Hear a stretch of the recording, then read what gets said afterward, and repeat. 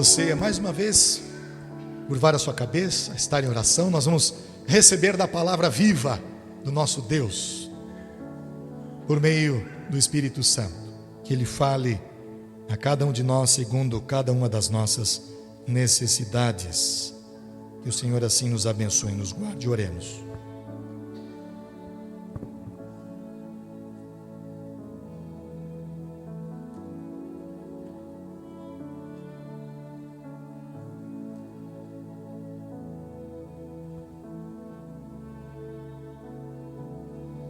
Naqueles dias, César Augusto publicou um decreto ordenando o recenseamento de todo o Império Romano. Este foi o primeiro recenseamento feito quando Quirino era governador da Síria. E todos iam para a sua cidade natal a fim de alistar-se. Assim, José também foi da cidade de Nazaré, da Galileia, para a Judeia, para Belém, cidade de Davi, porque pertencia à casa e à linhagem de Davi. Ele foi a fim de alistar-se com Maria, que lhe estava prometida em casamento e esperava um filho. Enquanto estavam lá, chegou o tempo de nascer o bebê. E ela deu à luz o primogênito, envolveu em panos e o colocou numa manjedoura, porque não havia lugar para eles na hospedaria. Senhor, na leitura do Evangelho de Lucas, capítulo 1 a 7, pedimos a Tua bênção, a luz do Teu Espírito Santo, para que na nossa meditação possamos sair daqui seguros no Teu amor, ancorados na verdade que é a Tua palavra. Que o Senhor possa esclarecer nas nossas mentes a Tua revelação e que assim, desafiados, possamos também, por outro lado, sentir a grande alegria de que não estamos desamparados. Pertencemos ao Senhor. Temos um Deus que nos ama. Temos um Deus que dirige a história e que governa a nossa própria existência. Temos um Deus que está no controle de todas as coisas e nada pode lhe apanhar de surpresa. Temos um Deus que não faz acepção de pessoas, pois acolhe tanto ao rico quanto ao humilde pobrezinho. Temos um Pai que supre cada uma das nossas necessidades e que sabe exatamente do que precisamos. Temos um Deus nos céus que nos outorgou um Espírito Santo para morar dentro de nós, para falar conosco e para nos dar o entendimento das Sagradas Escrituras e sermos não apenas ouvintes, mas operosos praticantes da Tua verdade. Oramos por Jesus Cristo, vem nos socorrer na necessidade que temos deste ensino, em nome de Jesus. Amém. Meu querido irmão e irmã, eu fiquei muito impressionado. Eu já li este texto várias vezes. E sempre que nos voltamos para a leitura da palavra, eu me refiro a mim, em primeiro lugar, eu sempre aprendo uma verdade nova, ou sempre reforço uma verdade importante.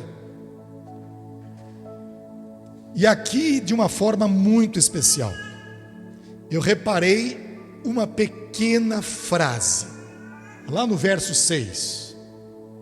Eu quero que você note comigo.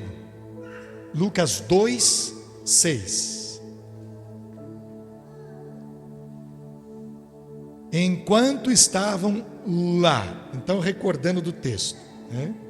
Eles saíram lá da região norte, Galileia, e desceram até Belém de Judá. Enquanto estavam lá, chegou o tempo de nascer o bebê. E eu quero trabalhar no teu coração, na tua mente, esta frase: chegou o tempo de nascer o bebê. E nós podemos extrair daqui vários pensamentos e ensinos para a nossa vida. Chegou o tempo de nascer o bebê. Vamos pensar numa aplicação espiritual importante para mim, para você, para a nossa edificação. Vejam aqui, temos um casal esperando uma criança, não é, Vitor e Milene? Estavam esperando uma criança, mas ainda não chegou o tempo. Chegou o tempo de nascer o bebê. Há muitos aspectos envolvidos aqui. Em primeiro lugar, você tem uma descrição de quem era o governador na época, quem estava governando ali a parte da Judéia, a parte da Galileia, quem estava lá na Samaria. E aí eu fico pensando, por que o autor sagrado fez tanta questão de detalhar este pormenor histórico? Não é interessante isso? Ele vem detalhando, naqueles dias, César Augusto, o imperador. Roma, sob o seu controle, sob o seu domínio, o império estava ampliando os seus limites. Então este imperador, o soberano daqueles dias, publicou um decreto. E o imperador, ele não publica algo assim, por gentileza. Contem o número de pessoas, não. Ele determinou, ele ordenou, né?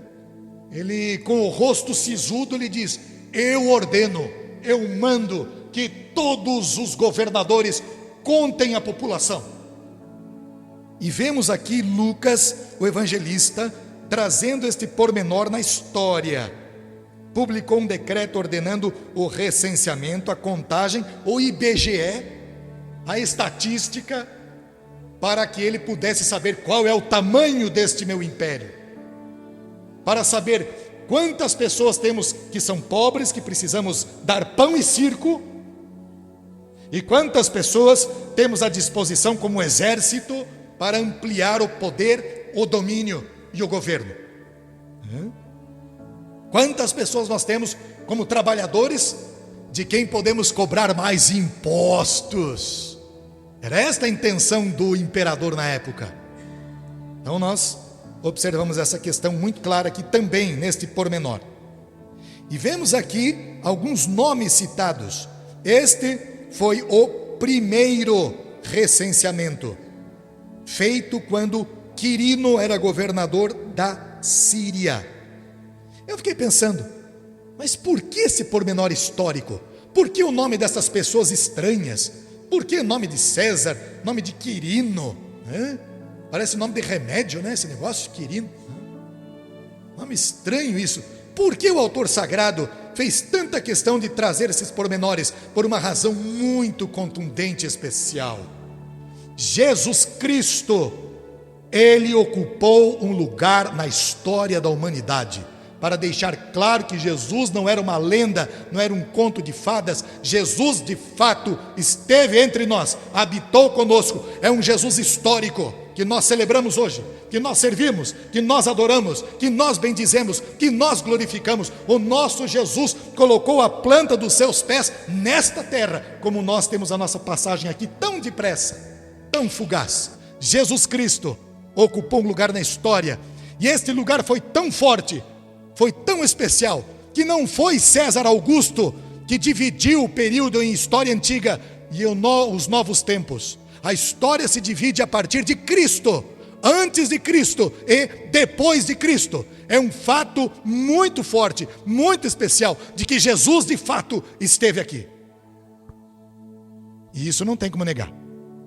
Agora, sabe o que é interessante? Nós sabemos disso, não é verdade? Olha o poder deste que nasceu num bercinho de palhas, ladeado pelos seus pais terrenos, tendo depois ali os pastores, e aquela estrebaria com o cheiro da vaquinha, do boizinho. Quem gosta do cheirinho deles? Daquele esterco ali, né? Nós de Carambeí já estamos acostumados com o cheirinho, menos da Focã, né? Esse aí é difícil de acostumar. Isso é complicado. Quando o vento bate daqui, gente do céu, é complicado, né? Mas com o cheirinho da vaquinha nós estamos acostumados, né? Tem um cheirinho bom a vaquinha, né? Mas para uma criança ser largada, deixada num estábulo, porque não havia lugar para eles na hospedaria, isso é um escândalo. Alguns autores já escreveram a respeito do escândalo da manjedoura. Deixou o trono de glória para viver de uma forma escandalosa, deturpante, humilhante. Jesus chegar a este estado. Mas como é possível um bebê, um recém-nascido, dividir a história, ser tão poderoso? Como pode um bebezinho ser tão extraordinário a ponto de contarmos hoje antes e depois dele? É maravilhoso.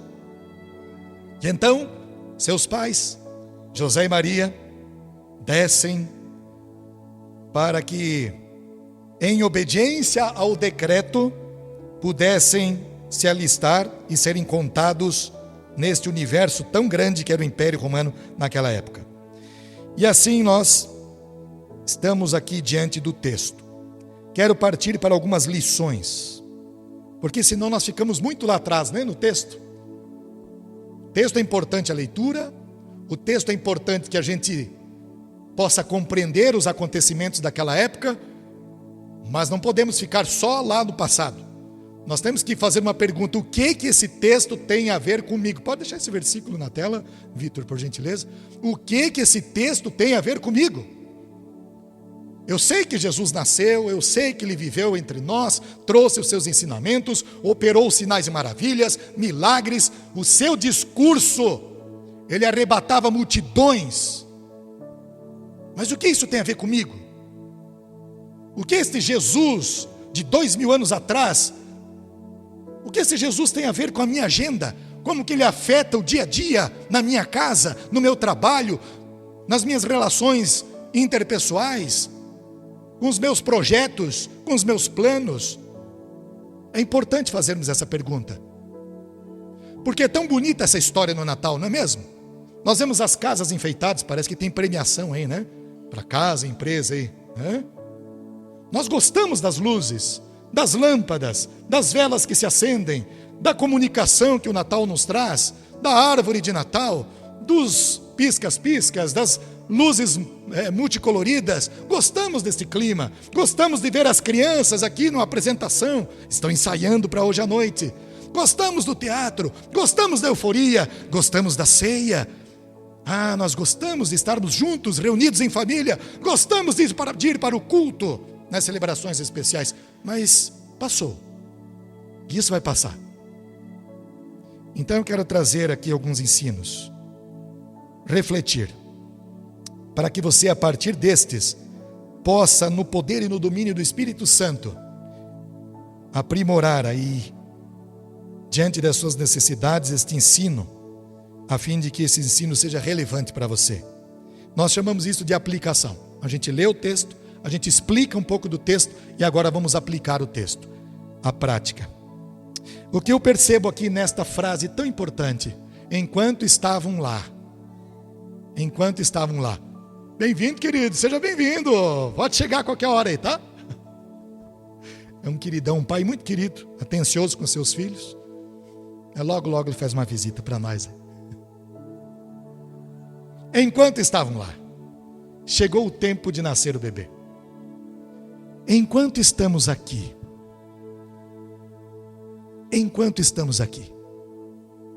muitos vão deixar bem claras suas intenções. Assim como aquele governador deixou clara a sua intenção de poder, de fama, de riqueza, de sucesso, de status. Nós, enquanto estivermos aqui, muitos vão deixar bem claro suas intenções. Não é verdade isso? Nós olhamos para o texto, eu olhei para o texto e eu cheguei a essa conclusão. Mais dia, menos dia, alguém vai deixar claro para você quais são as suas intenções. As intenções desta pessoa.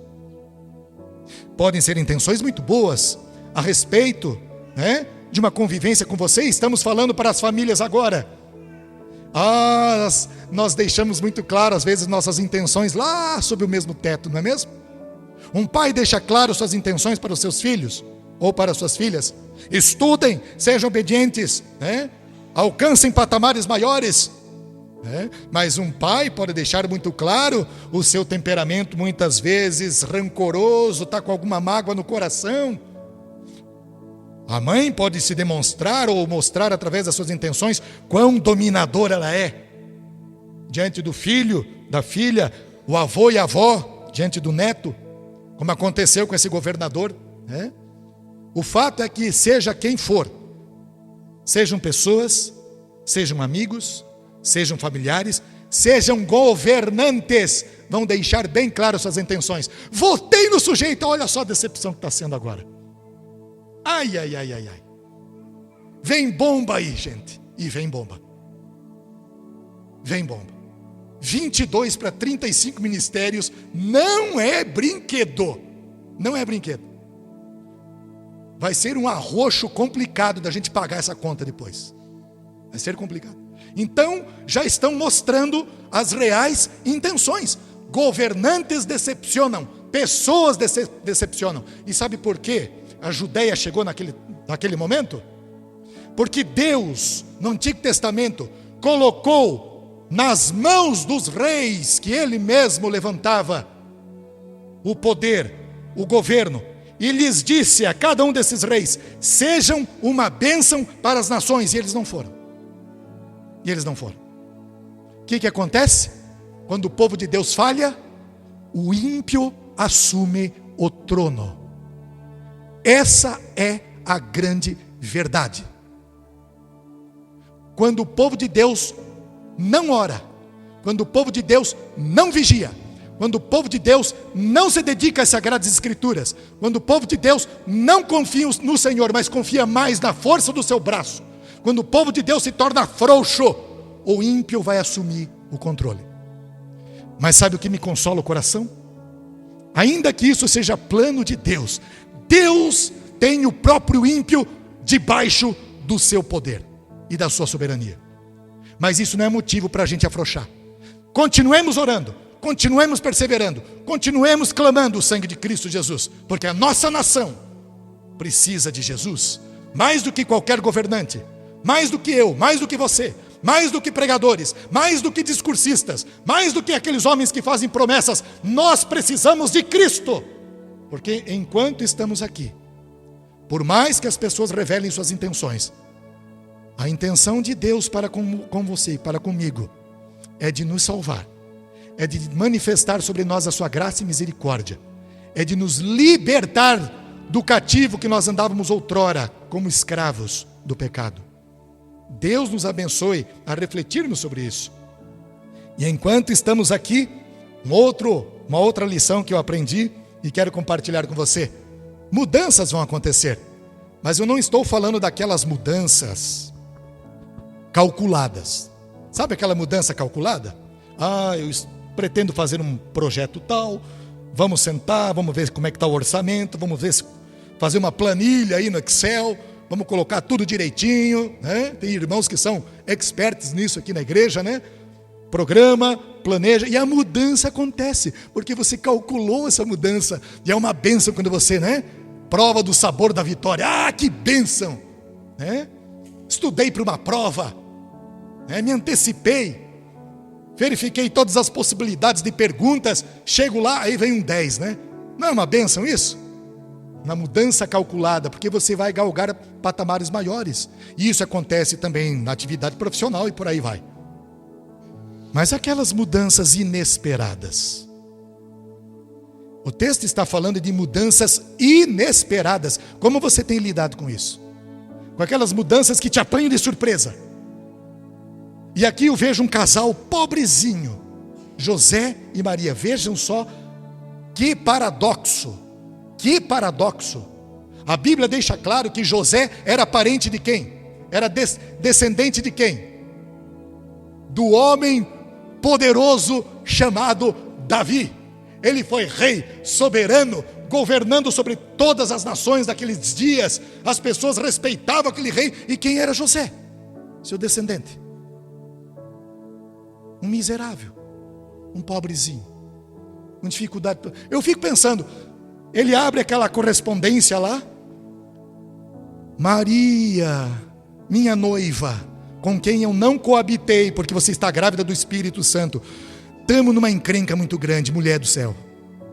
Não tem dinheiro e nós vamos ter que botar o pé na estrada. 150 quilômetros. Mudança inesperada. Não tem dinheiro. Vou ter que fazer bastante mesa, bastante cadeira, porque ele era carpinteiro, né? Vou ter que dar um duro aqui nessa minha profissão. Lembra-se do descendente do rei? Ser um carpinteiro naqueles dias não era algo muito digno. Não era algo muito digno. Era uma grande dificuldade pela qual ele passava. Talvez seja a sua situação hoje.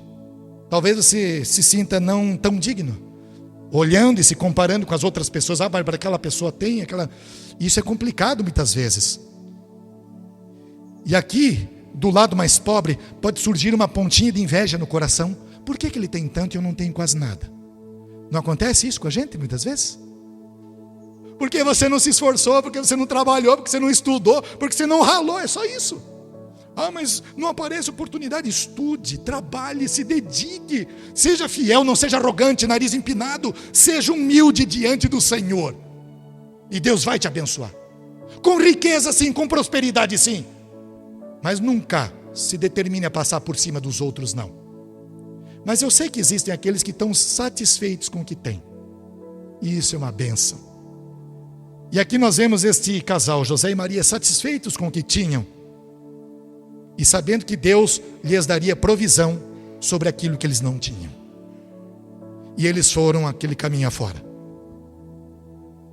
Mudanças inesperadas só nos dizem uma coisa: que Deus está no controle de tudo. Se a mudança inesperada chegar, Deus está no controle.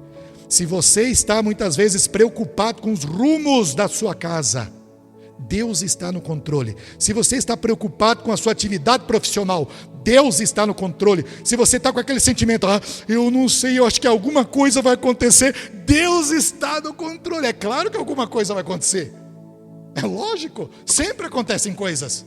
Sempre. Mas aí tem pessoas, né, que põem aquilo de uma forma no coração. Eu estou assim, estou até meio sem ar, porque eu acho que vai acontecer alguma coisa ruim. Vai acontecer, gente. Vai acontecer. Mas a palavra que nos ensina, Deus está no controle de tudo. Outra lição que nós aprendemos aqui, falou muito ao meu coração. Eu vejo aqui este abismo de desigualdade social.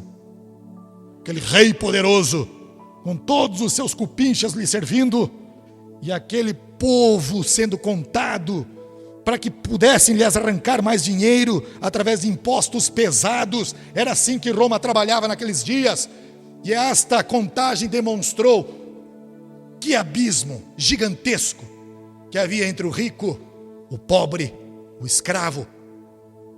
Eu tenho trabalhado de uma forma voluntária na escolar, mas quem tem visto isto e até chegou com o coração apertado em casa. A minha esposa trabalha lá no bazar, como voluntária. E ela chegou em casa um dia arrasada. E disse: meu bem, é inacreditável o que eu tenho visto nos últimos dias na escolar. É inacreditável. Aqueles carros fantásticos, enormes, abrem os porta-malas, né? Tiram todas aquelas sacolas lá de dentro. Chegam aquelas caminhonetes atrás ali na caçamba, tudo cheio aquilo. Joguem tudo lá para a sala do bazar. E ela disse: bem, pessoas abastadas, pessoas ricas, pessoas bem arrumadas, pessoas com perfume importado, com um sapato de marca, pessoas com carrão tecnológico, só falta falar, já dirige sozinho praticamente. Chegam lá, e quando eu vou abrir aquela montanha de sacolas, aquela montanha de doações, eu só aproveito 10%, porque o resto é lixo. A que ponto chegou o ser humano hoje? Isso mostra o abismo da desigualdade. E o abismo da desigualdade só tem uma coisa a nos dizer: que falta em muita gente coração. Coração quer dizer amor. Isso aqui não funciona, está estragado, isso aqui não presta. E ela tem que manipular aquele material com máscara e luva, porque o odor é terrível. Quando ela abre aquela sacola, pá, parece que toma um soco. Terrível. E aí eu fico perguntando, quem de fato é o miserável? Eu pergunto, quem de fato é um miserável? E eu vejo aqui este abismo. Mas diante dessa desigualdade, dessas injustiças, diante disso que nos traz indignação, ao vermos de um lado pessoas altivas e do outro lado pessoas humilhadas, porque José e Maria foram humilhados, batiam na porta, não tem lugar, vamos para outra. Não tem lugar, vamos para outra. Quanto você pode pagar? Eu não tenho dinheiro, não tem lugar para você. Outros, por outro lado, humilhados. Humilhados. Mas eu vejo no texto que enquanto nós estamos diante, enquanto estamos aqui, Deus não faz acepção de pessoas.